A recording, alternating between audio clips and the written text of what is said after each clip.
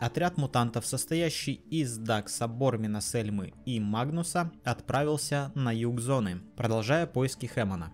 В развалинах древнего железнодорожного депо сталкерам повстречалась Фэрроу, человекоподобная лиса, которая отправилась мстить секте Нова, после того как сектанты уничтожили поселение, в котором она выросла. Прорываясь через поселение упырей к небесному копью, мутанты находят записи доктора Ингмара, которые проливают свет на появление Плутонии, главы сектантов.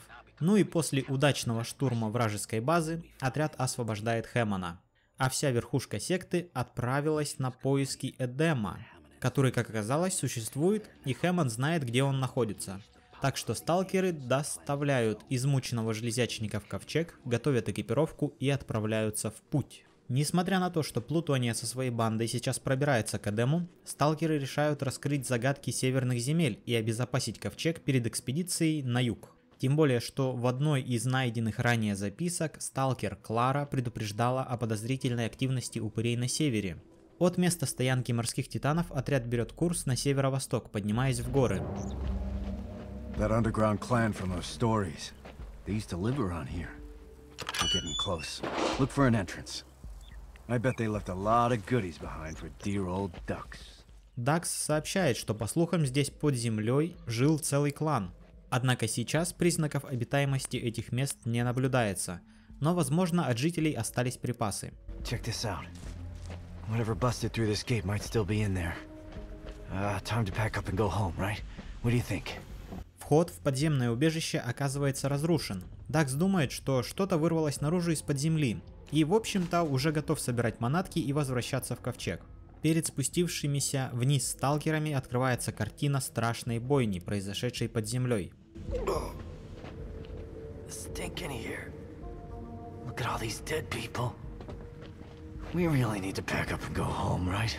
Дакса не вдохновляет вонь от разлагающихся трупов, и он снова предлагает валить из этого места. Но сталкеры решают выяснить, что за ужасная трагедия здесь произошла. И вскоре выясняют, что всему виной банда упырей, устроившая зверскую бойню в туннелях убежища.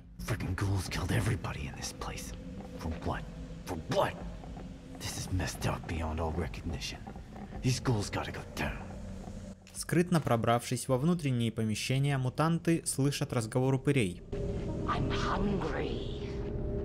What about the cook? You want the cook to cook for us? He's got no food.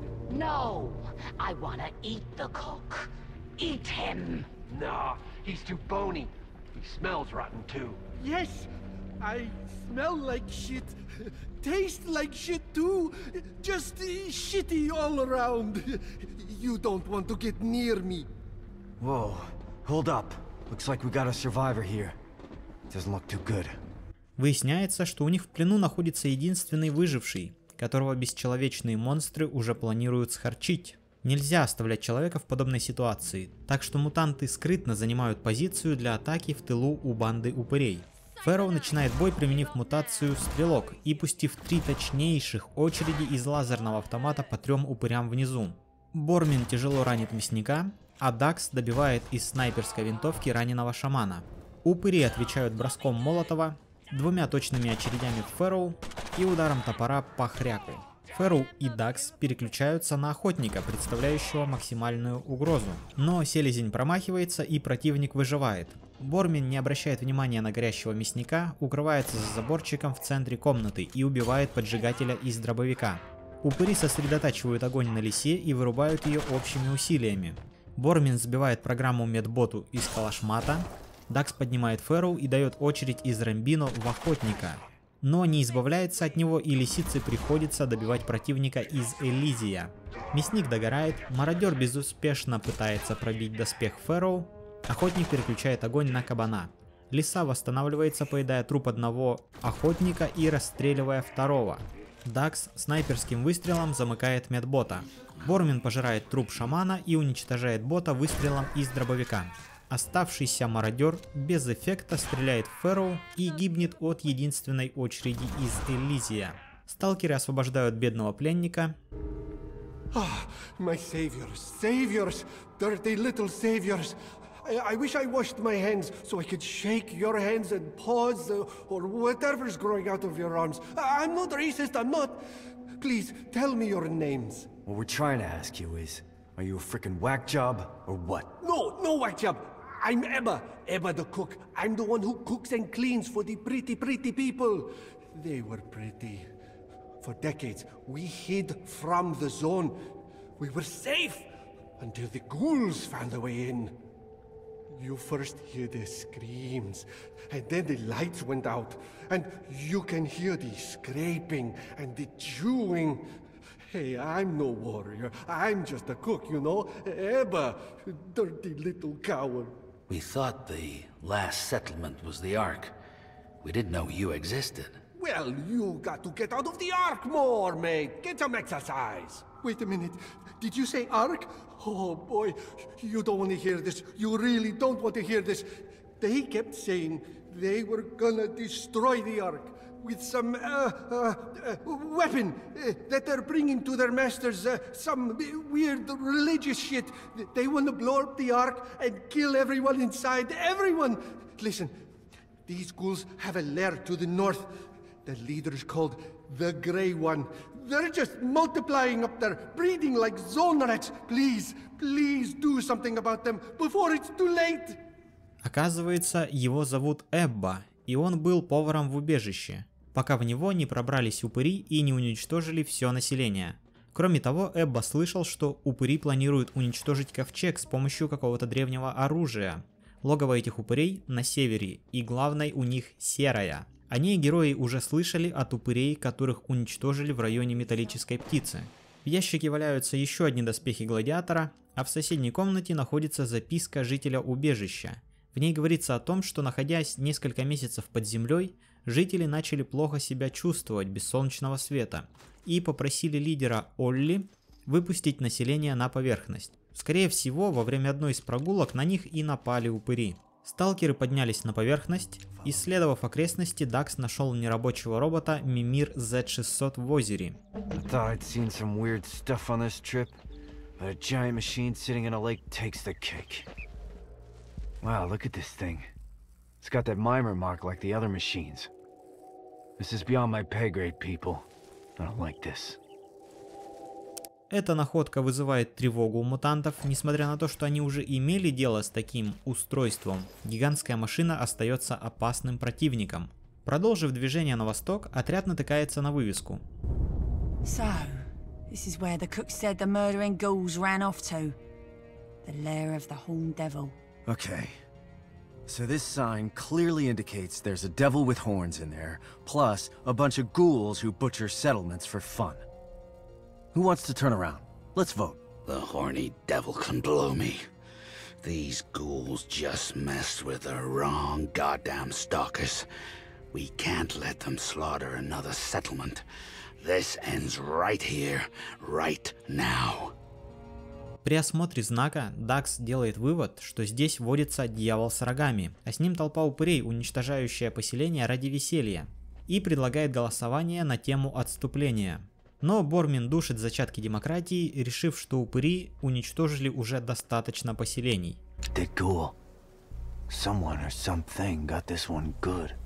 I've seen these crashed machines all over the zone, but never one this shiny. Like it's almost new. Even the stars show us. Рядом на парковке сталкеры находят почти новый спутник, очень удачно упавший рядом с упырем. Здесь же на парковке обнаруживается брошюра с описанием лагеря «Лось». Выходные экстрим выживания под руководством звезды телевидения Бара Гриля. Вы научитесь есть гниющих животных в сыром виде и познаете незабываемые прикосновения пиявок к вымазанной собственными фекалиями кожи и будете сжечь все, до чего дотянутся ваши окоченевшие руки. Очень странное времяпрепровождение, древние реально были отморозками. Пройдя немного вперед, мутанты сталкиваются с парой дозорных упырей. You spot anything? Nothing. No one comes. No one dares come here and challenge us. Yeah, we strong. We got metal giants. Из переговоров становится известно, что у них имеется стальной гигант. Это подтверждается находкой страницы инструкции к Мимиру Z600. В ней есть интересные данные о том, что в машине можно очень просто перенастроить систему свой-чужой, после чего Z600 будет атаковать всех подряд. Перед тем, как двигаться дальше, сталкеры решают избавиться от врагов в тылу и устраивают засаду на дозорных. Первым делом общими усилиями расстреливают шамана, и затем Фэрроу, не обращая внимания на укрытие, уничтожает беззащитного мародера. В ящике Дакс находит очередной автомат Рэмбина, и отряд подбирается вплотную к лагерю упырей.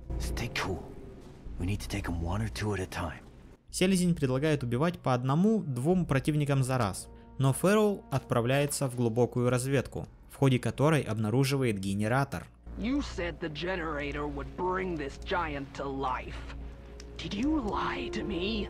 No, no lie, Grey One. Only truth, big truth. Just need a little more time. You sound like you want to die. Do you want to die? No, no, you the chief, Grey One.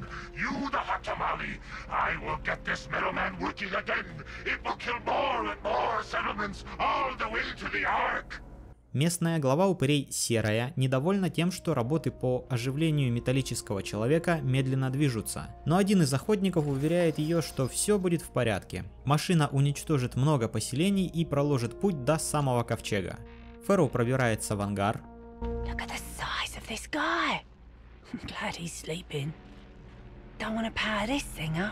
Незаметно находит терминал управления машиной.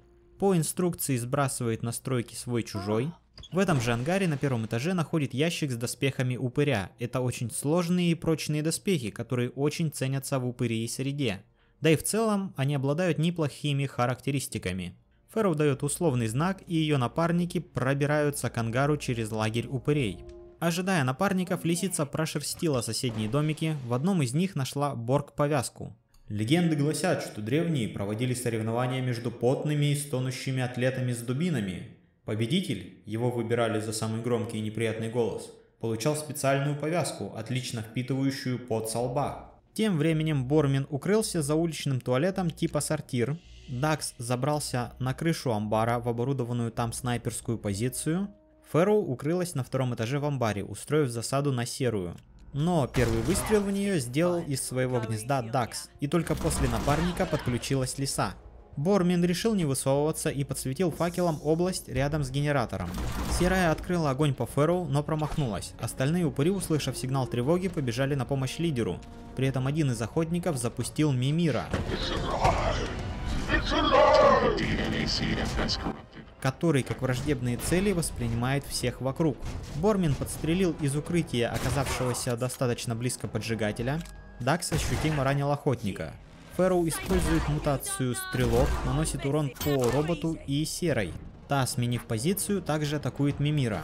Поджигатель и охотник почти вырубают Дакса, несмотря на его позицию. Еще два охотника стреляют по роботу и Бормину. А мародер заходит в тыл лисе и наносит ей урон. Робот делает выстрел в то место, где стояла Серая, и разносит стену амбара. Дакс немного подлечивается аптечкой, закидывает молотов в пару упырей у генератора. Фэрроу отвечает мародеру из автомата. Бормин дробью размазывает по стенке охотника.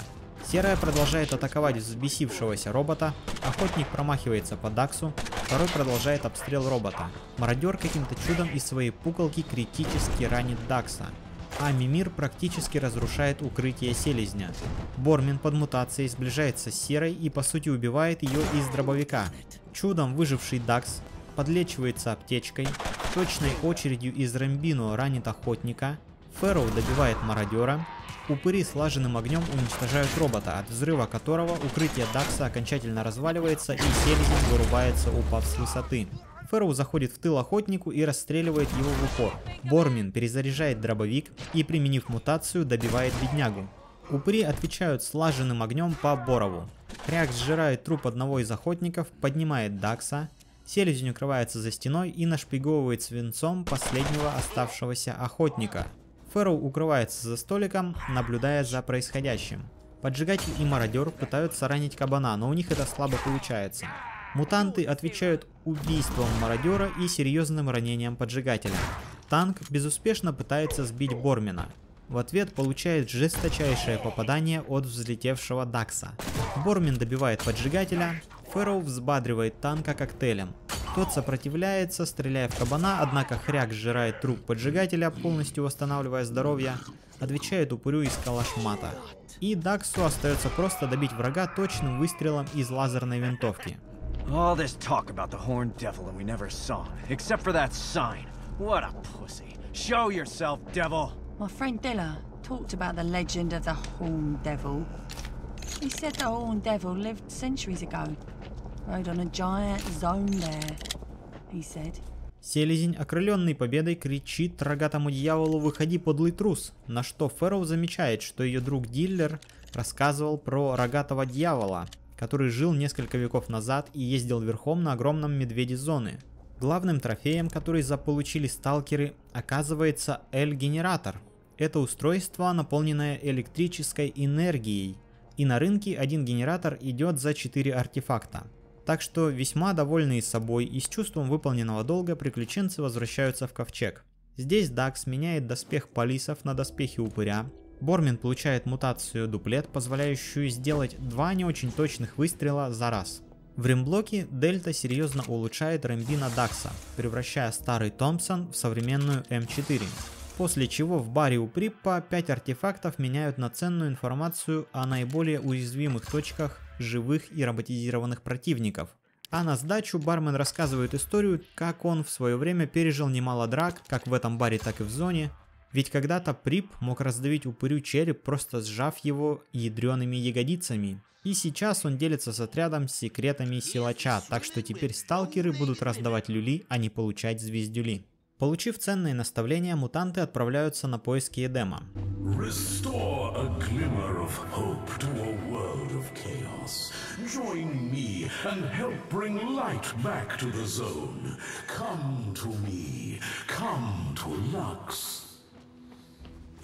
Did you hear that voice? That was weird. Keep your guard up. Take a chill pill, alright? If the voice wants to bring light to the zone, I'm all for it. All in, me. Come on, let's find this Lux.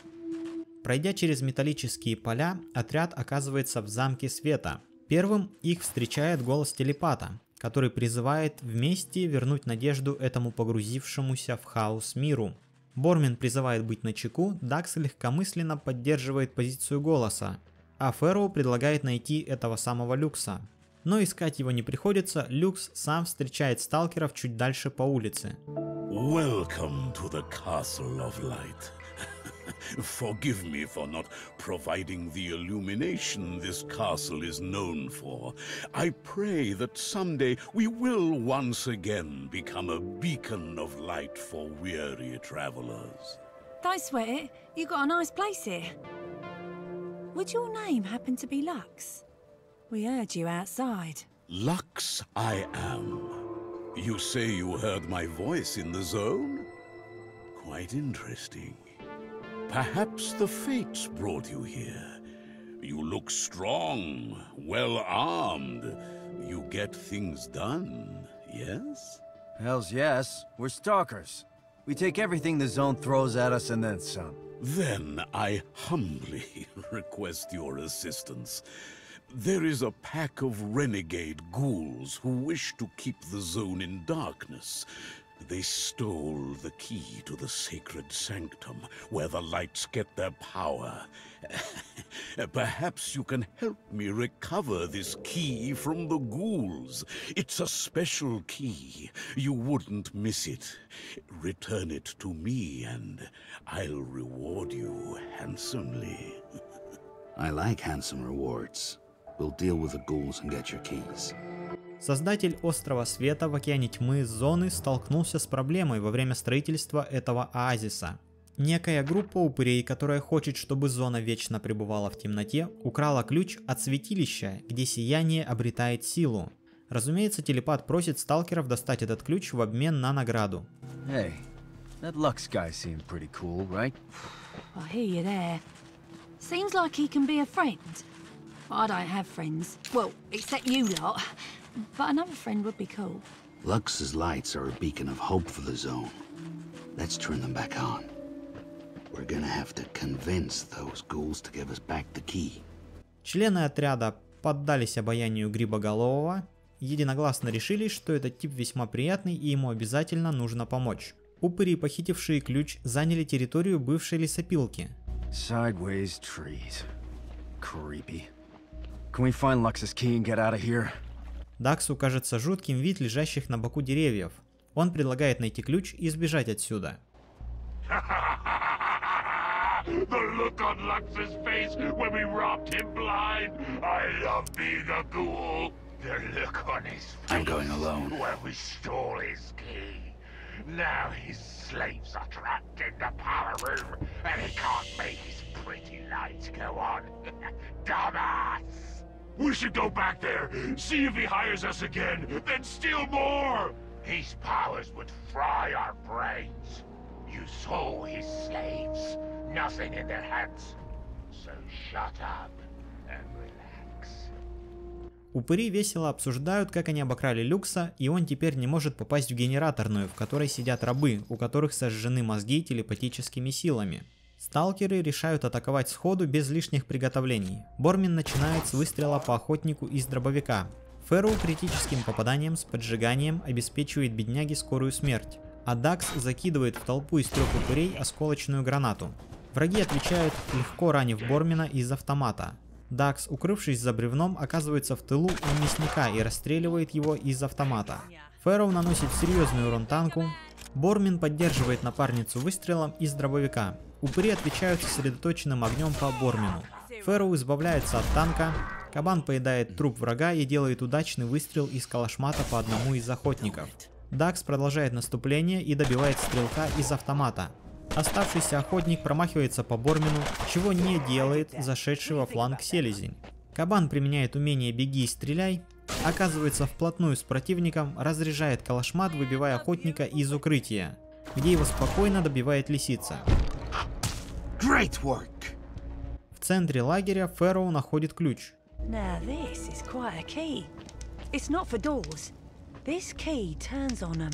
Правда, он выглядит как ключ от машины.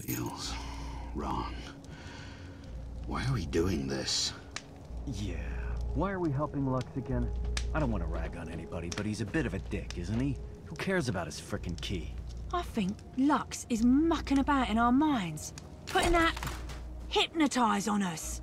We've got to make him pay. И тут Бормин задается вопросом, почему они так легко согласились помочь Люксу. Дакс поддерживает партнера, добавляя, что Люкс тот еще засранец. А Фэрроу делает вывод, что телепат их загипнотизировал и ему придется за это ответить. В разрушенном цехе герои находят шлем гладиатора. Это древний головной убор из синего пластика. И хоть он весь исцарапан и в трещинах, но защитить голову все еще может. А за лесопилкой обнаруживается работающий боевой робот Z600. Фэрроу приходится кинуть в него эми-гранату, после чего всем отрядом расстрелять железяку.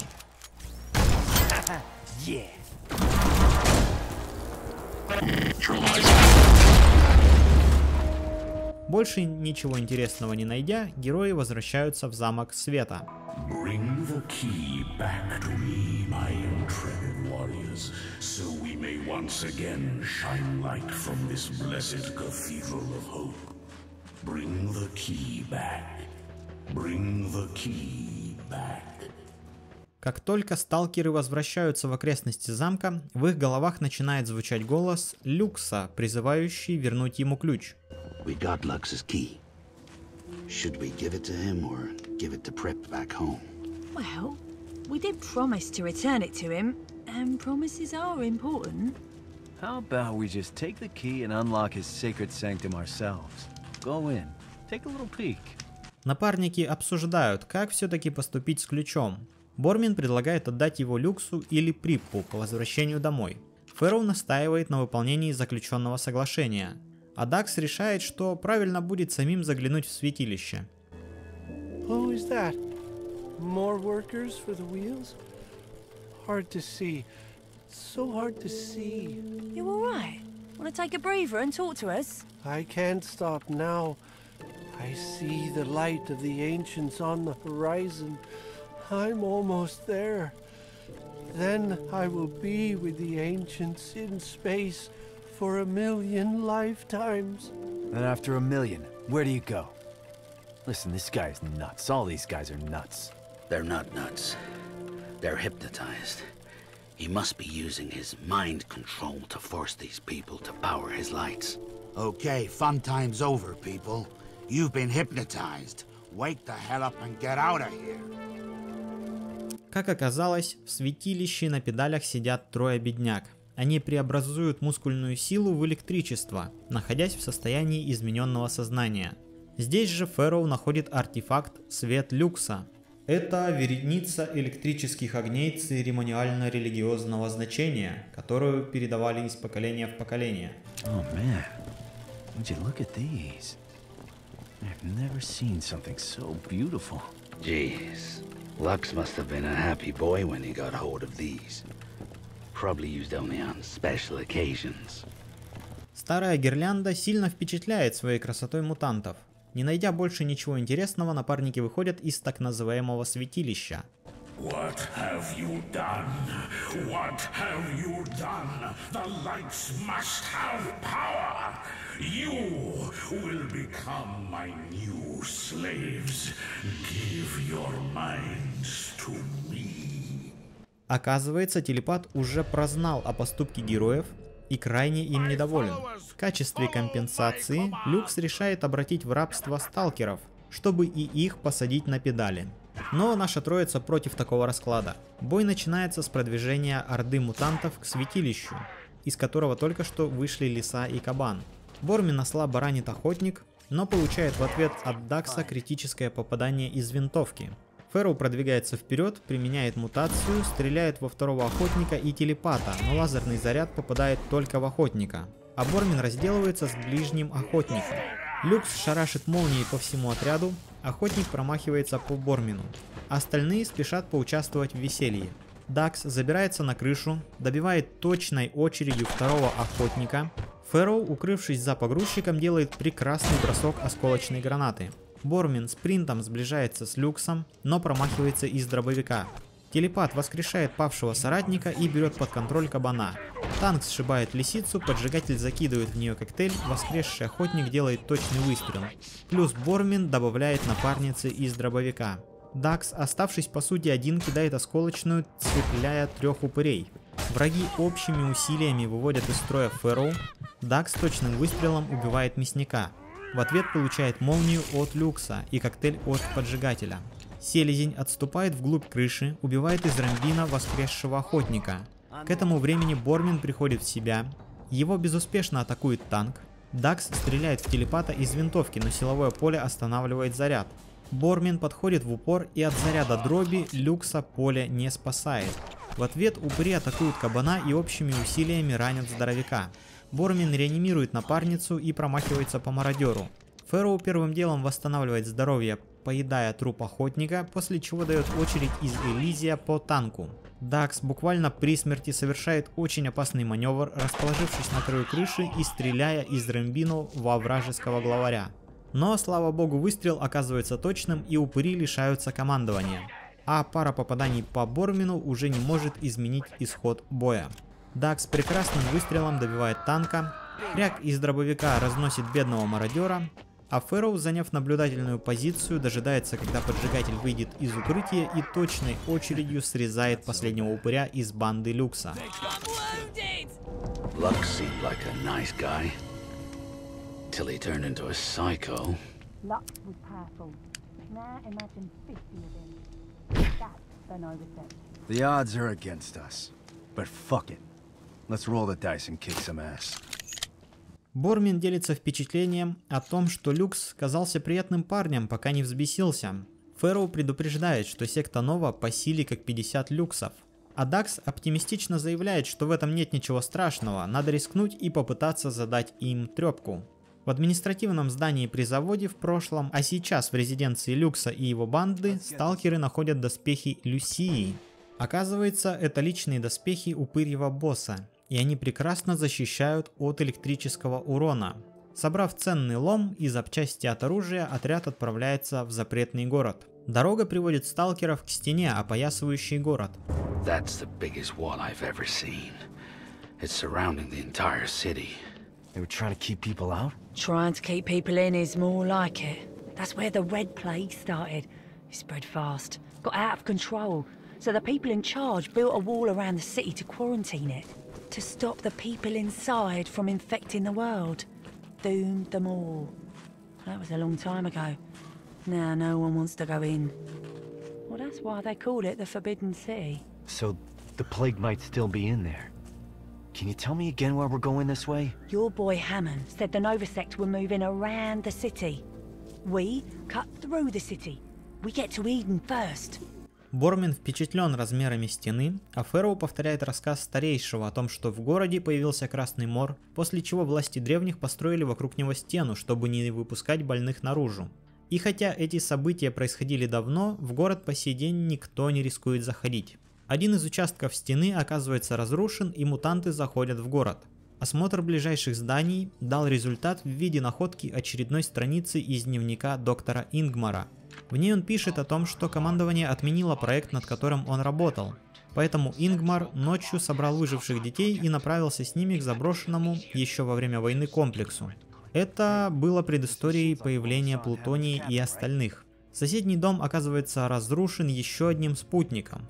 Слева от места его падения в земле образовался угрожающий разлом. И осмотр окрестностей чуть не закончился для отряда плохо. Внезапно, как из-под земли, появились два дрона. И только быстрые лапы спасли разведчиков от незапланированного контакта с представителями робо-жизни. Могу поклясться, что у Дакса даже получилось лететь, не используя мутацию. Поняв, чего можно ожидать от развалин древнего города, мутанты решают действовать по старинке. Бормин и Фэрроу занимают укрепленную позицию, а Дакс отправляется на разведку. Поднявшись на третий этаж неплохо сохранившегося здания в центре района, Селезень видит одного Z600 и несколько копа-ботов. Внизу снайпер натыкается на останки дрона. Судя по характеру повреждений, дрон был уничтожен мощным электрическим разрядом. Рядом валяется записка, в которой компания Mimir Industries предлагает всем желающим отправиться на орбитальную базу в качестве ученого, воина-исследователя или в качестве репродуктивной единицы. Для участия в отборе соискатели должны предоставить мазок ДНК, образец половых клеток, образец крови, сертификаты и данные входа в учетные записи в соцсетях. Вот что значит надпись Mimir на машинах и внутри комплекса Нова. Дакс продолжил свою разведвылазку, пробравшись мимо копоботов и Z600. Прошел в сторону стены, встретился с партнерами и у подножья обнаружил целую гору трупов людей, которым посчастливилось оказаться запертыми внутри умирающего города.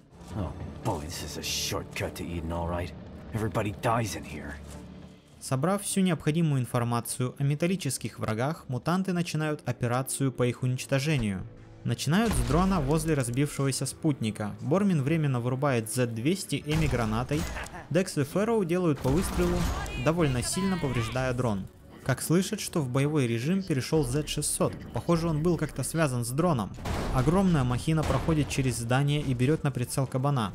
Фэрроу, долго не рассуждая, останавливает махину броском Эми гранаты. Дакс продолжает расстрел дрона. Бормин полностью разряжает дробовик в колосса, практически уничтожив гигантский механизм. Дакс разделывается с дроном, а Фэрроу ставит точку в работе Z600. Робот мощно взрывается, нанося осколками несерьезные ранения кабану. Следующим в очереди на утилизацию становятся еще один дрон Z200 и копоботы. Бой начинает Бормин броском Эми гранаты. Следом подключаются Дакс и Фэрроу, делая пару удачных выстрелов. 3 копобота и еще один дрон реагируют на стрельбу и переходят в боевой режим. Бормин угощает второй гранатой пару удачно вставших роботов. Дакс и Фэрроу добивают свою цель, после чего лиса переключается на ближайшего копобота.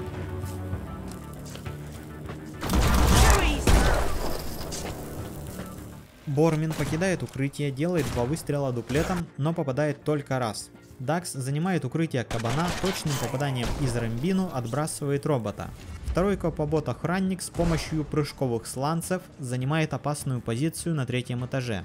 Дакс уничтожает первого снайперским выстрелом. Фэрроу во время смены укрытия получает тяжелое ранение из дробовика, но отвечает Эми гранатой, отключая опасного противника. Бормин активирует кабаний гон, опрокидывает копобота помельче и начинает расстреливать беззащитную железяку. Фэрроу спускает охранника на 1-й этаж мастерским броском осколочной гранаты. Ну и здесь к обстрелу подключается Дакс с верным автоматом. Дрон наконец-то добирается до поля боя и точным выстрелом серьезно ранит селезня. Он отвечает заходом во фланг и броском своей Эми-гранаты, вырубающей дрона на некоторое время. Фэрроу обстреливает охранника, Бормин уничтожает обычного капобота, после чего компания просто расстреливает замкнутые механизмы.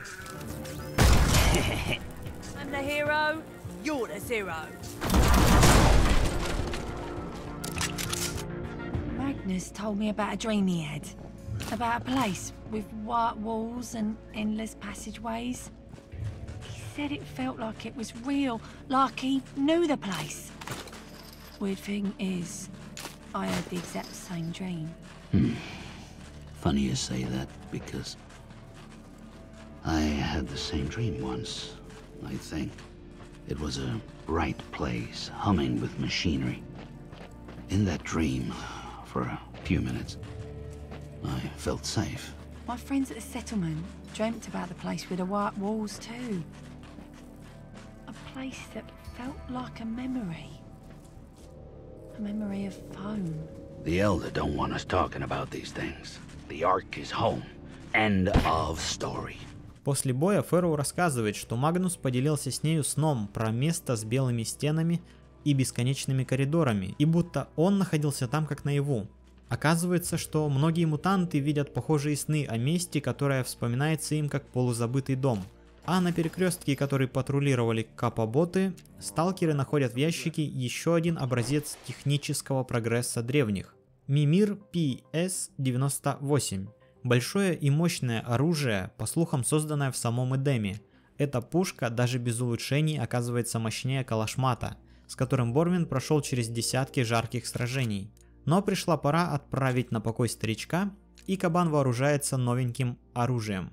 Однако прежде чем двигаться вглубь опасного города, напарники решают вернуться в ковчег, чтобы подлечиться и закупиться гранатами и аптечками, благо лома на счету скопилось уже ощутимое количество. Everybody's saying there's spaceships flying around outside. Well, I don't know about that. They look like drones. Small, compact. Дельта делится слухом о том, что вокруг летают космические корабли, но сама Железячница в это не верит. С ее помощью полностью улучшают новую пушку Бормина, плюс проводят работу с установкой и заменой модулей на оружии, после чего отряд возвращается в запретный город.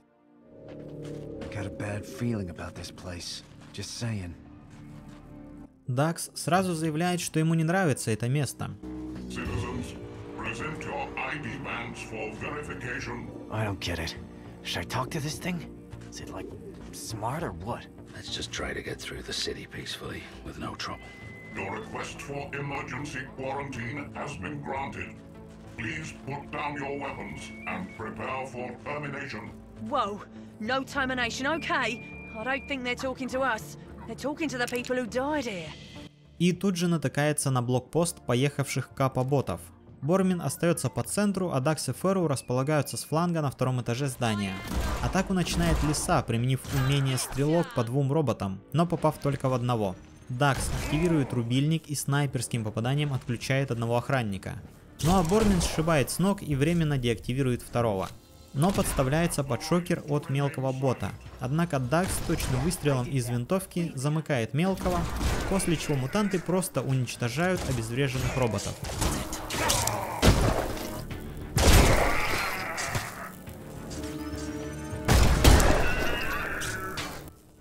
Во время перехода через мост бойцам встречается совершенно новый механический противник.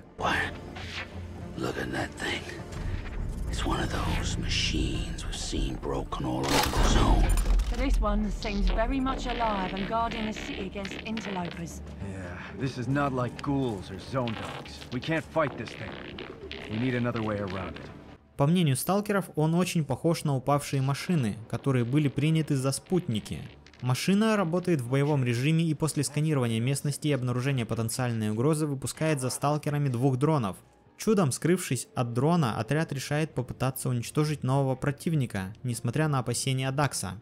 Дождавшись возвращения разведдронов к материнской машине Мимир Z-800, мутанты подбираются на расстояние точной стрельбы. Бормин временно отключает 3 механизма броском одной Эми-гранаты.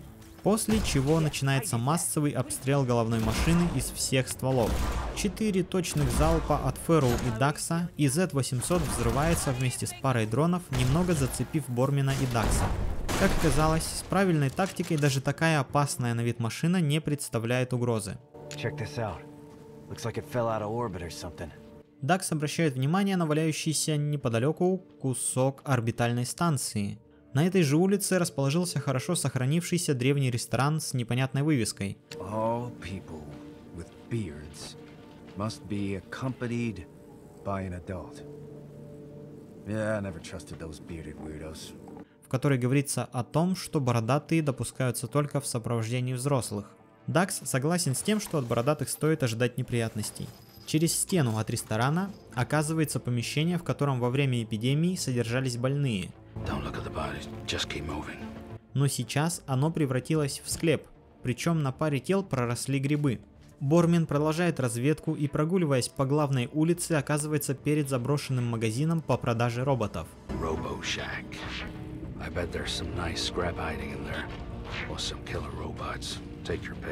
Причем внутри до сих пор слоняется несколько активных ботов. Кроме них Кабан находит артефакт Комод-64. Как пишет хронист Элай, видимо, это устройство с щелкающими кнопками и приятным звуком при включении имеет отношение к древней группе борцов за гражданские права, известной как демо-сцена.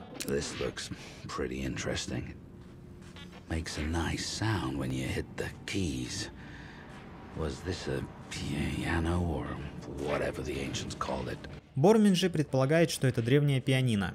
Пройдя чуть дальше, Хряк находит проход вглубь города, но решает обследовать второй этаж робомагазина и попадается на воровстве лома. Обычный капобот промахивается шокером, охранник занимает укрытие, Кабан временно обезвреживает последнего, получая при этом ранение из дробовика, но отвечая точным дуплетом.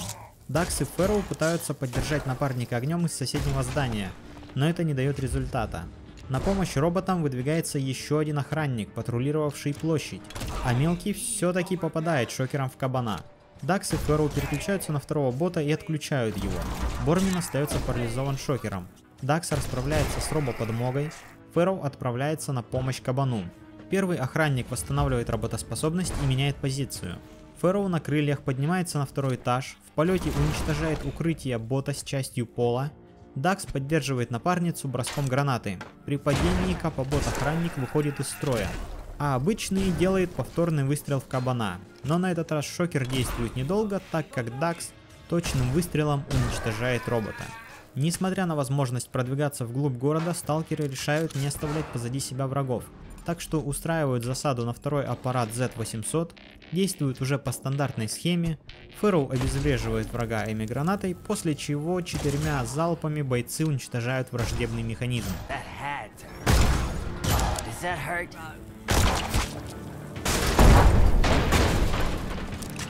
На десерт остаются 2 капобота.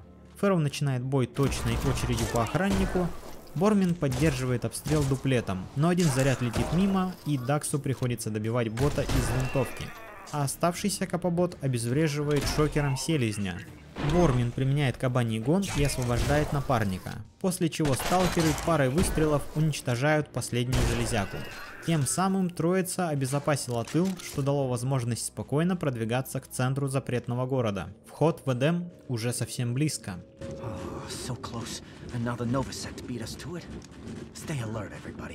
Но выясняется, что секта Нова опередила сталкеров и успела организовать какой-никакой лагерь.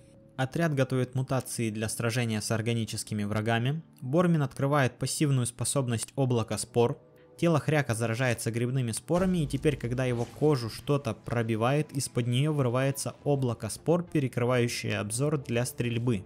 Бормин и Фэрроу прячутся за укрытиями, готовые в любой момент атаковать передовую заставу упырей. А Дакс отправляется в разведку. I feel the gates breaking! The sacred numbers call to us! My children, listen to the words of Plutonia. We stand before the gates of Eden. Inside lies the sacred numbers.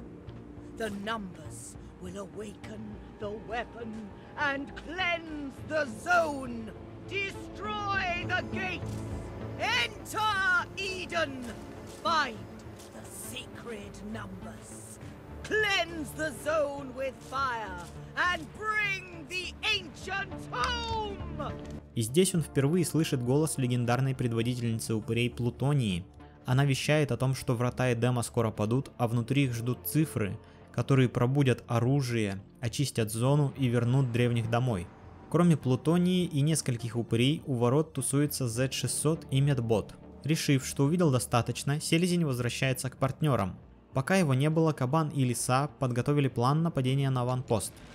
Фэрроу обстреливает телепата и охотника.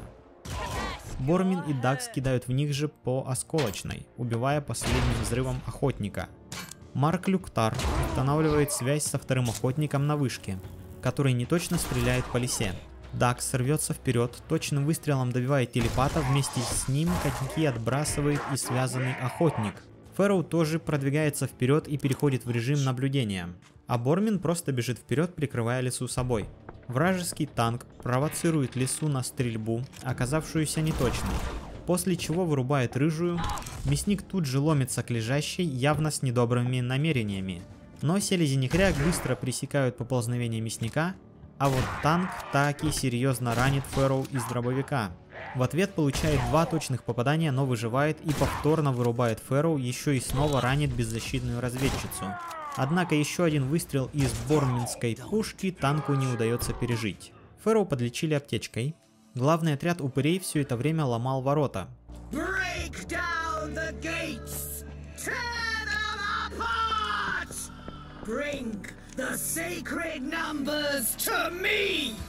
Похоже, настало время сталкерам дать бой самому опасному противнику, которого они встречали за время своих приключений.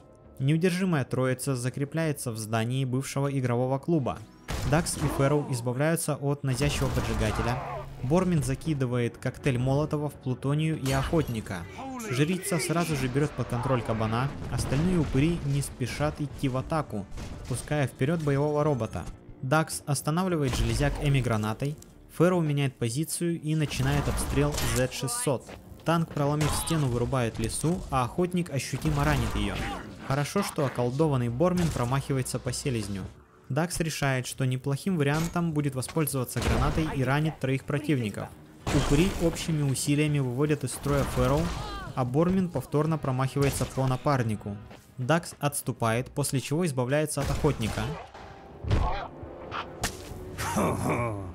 Плутония воскрешает поджигателя, танк бьется об кабана, а поджигатель кидает в Дакса молотов. Бормин, избавившийся от контроля, реанимирует Фэрроу. Лиса съедает труп охотника, стреляет в Плутонию, но силовое поле блокирует очередь. Дакс из верной винтовки стреляет в Z600. Упыри совершают очень неуверенные действия. Медбот лечит поджигателя, а 600-й разносит угол здания, в который прицелился до замыкания. Бормин сближается с Плутонией, стреляет дуплетом из дробовика и, как обычно, раз промахивается. Фэрроу точно стреляет по боевой машине. Дакс из винтовки убивает Плутонию. Танк и поджигатель не очень успешно атакуют кабана. Медбот устремляется реанимировать жрицу. Дакс взлетает на крыльях, стреляет в медбота и создает в нем короткое замыкание. Фэрроу взрывает Z600, разрушая попутно стену здания. Бормин, оставляя за собой шлейф из грибных спор, окончательно деактивирует медбота. Танк переключается на лису и ранит ее в спину. Дакс через щели в полу дает очередь в танка. Бормин и Фэрроу устремляются к поджигателю. Лиса почти убивает его точной очередью, получает еще одно попадание дробью в спину, а в кабана летит очередной молотов. Дакс снайперской очередью убивает поджигателя. Фэрроу восстанавливает здоровье его трупом. Бормин промахивается по танку, а вот он не допускает такой ошибки. Дакс спускается со 2-го этажа и расстреливает в спину громилу из автомата. Бормин съедает труп Плутонии и укрывается за стенкой. Фэрроу дает неточную очередь по врагу, танк вырубает и расстреливает Дакса, но получает мгновенную карму от Элизия Фэрроу. Таким образом, мутанты устранили угрозу ковчегу со стороны секты. Nova Sect Zero. Their insane plans to destroy our home vanish into the wind. We're safe. our people live another day. The smoke clears, ears still ringing. On the edge of my blurred vision, something comes out of the ark. Light dancing across my arm, up my face. I look up. I'm being scanned by some giant eyeball. Then Dux and Pharaoh get scanned. Then Magnus and Selma. The light cuts out and the eyeball darts back inside the wall. We hear pistons churning, gears turning, a machine humming back to life. The gates of Eden open. Maybe Eden sees we're mutants and welcomes us home. We stand there in silence. The 5 of us are all mutants, found and raised by the Elder. This feels like an answer to the question that's plagued our lives. Who are we? And do we go in and find out? When Dux and me first started out, everything was cut and dried. The Elder knew best. There were no answers in the zone. Mutants didn't know who they were, where they came from, and that was fine. No one cared. But now, after the enemies we fought, after the friends we found, after all we've seen, the 5 of us stand here at the gates of Eden. Do we go in? Do we want to know who we are?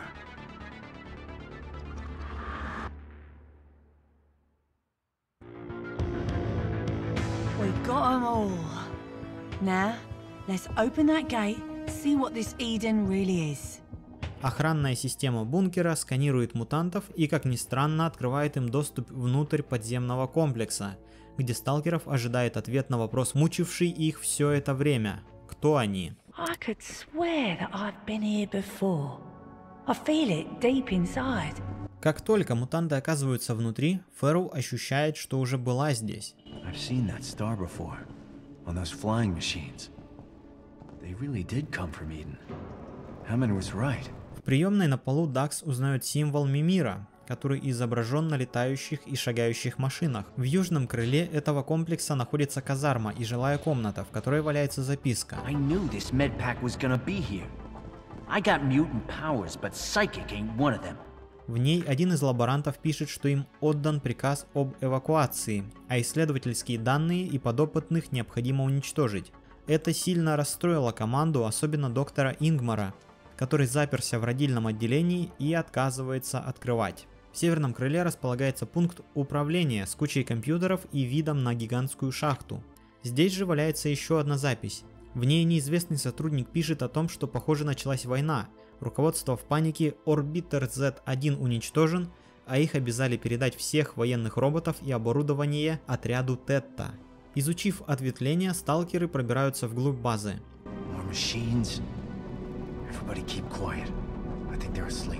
Проходят мимо места хранения огромных летающих машин, очень похожих на Z800, но гораздо больше, и, похоже, именно они валяются по всей зоне. Either the rot finally got to our heads, or we're standing in the actual Eden. Frickin' Eden, people! The Elder tried to keep us away from this place, but the truth shall set you free, old man! Дакс думает, что за следующей дверью их ждет Эдем, но они попадают в лабораторию. В ней валяется записка. Очередной сотрудник пишет, что мирные переговоры закончились провалом, и им приказано считать ученых из Элизия врагами. В комнате есть обзорное окно в вольер с воссозданной природой и детской площадкой. Здесь же сколочена сараюшка, оборудованная под детский класс. Рядом с ней вход в комнату, оборудованную под проживание детей. Whoa, check out this picture. That is one ugly monster. Wait a second. That's Borman. На одном из рисунков Дакс узнает Бормена. Еще одна дверь приводит мутантов в исследовательский отдел. В первой комнате все стены завешены мониторами. Из записки на столе понятно, что ученые пытались менять у подопытных массу скелета.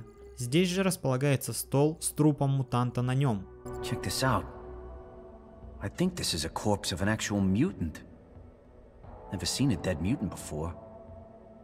Well, proves we can die. That's a happy thought.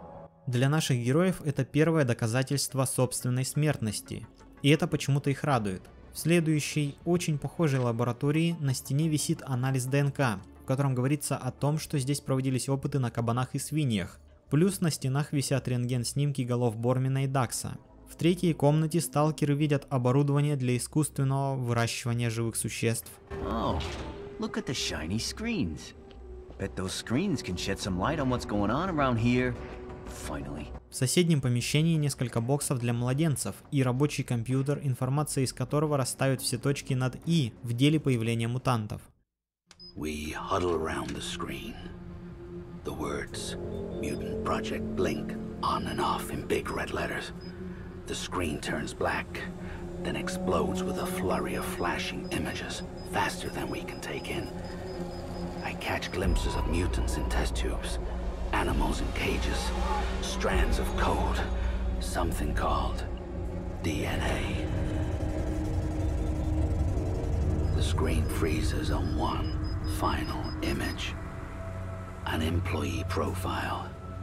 A scientist of the Mutant Project. It says his name is Ingmar Edison. His face. When we see his face, those eyes staring back at us, we couldn't believe it. It was him.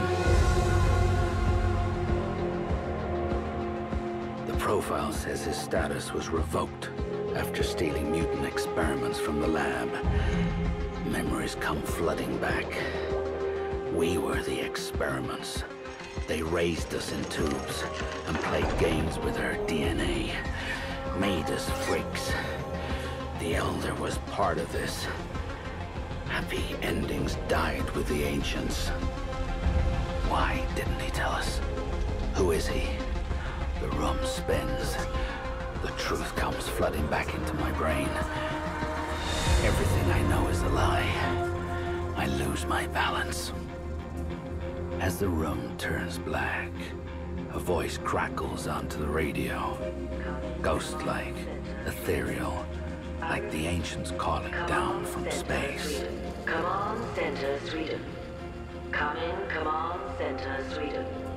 I repeat, come on, Center, Sweden. Как оказалось, наши герои – продукт исследовательской работы ученых из компании Mimir Industries. В ходе довольно жутких экспериментов команде под руководством доктора Ингмара удалось вывести стабильных и очень сильных мутантов. Но в связи с эпидемией мир пошел в разнос, началась крупная война, исследование было решено свернуть, а мутантов уничтожить. Но доктор Ингмар, он же Старейший, смог выкрасть подопытных детей и увезти в другой комплекс. Он продолжил испытания над маленькими мутантами, выяснил, что они являются суперсолдатами, но не смог контролировать Плутонию и поддержавших ее телепатов.